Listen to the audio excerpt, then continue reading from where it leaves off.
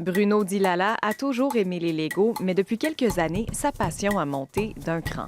La maison s'est vidée en termes d'enfants, tout le monde est parti. Puis plus de temps, la pandémie.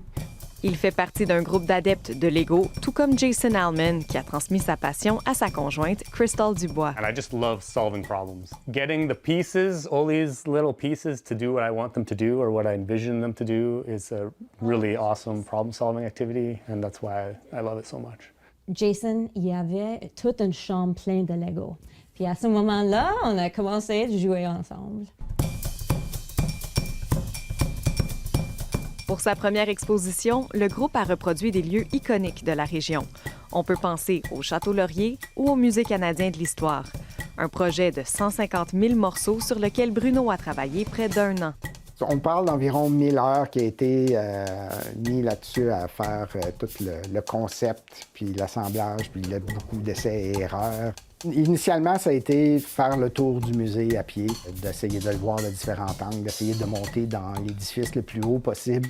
J'ai eu la permission d'accéder à 80 pages de plans très détaillés. Le défi original, c'était l'architecture. Mais je trouve que mettre les pièces à l'intérieur du musée rend l'âme au musée. Ensemble, Jason et Crystal ont recréé le Musée de la nature. Jason a fait toutes les choses en ligne pour dessiner, pour commander les morceaux. Moi, j'ai fait la majorité des intérieurs, puis Jason a fait des murs à côté.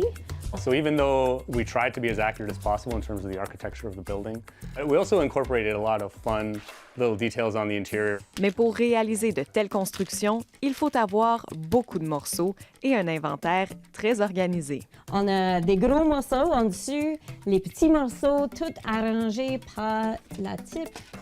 Oh mon Dieu! Alors, c'est ça que je parlais des tiroirs. Tout est trié par morceaux, donc les 1 par 2. C'est ça, parce qu'il y a différentes grosseurs. Là. Il y en a des plus minces. Ouais.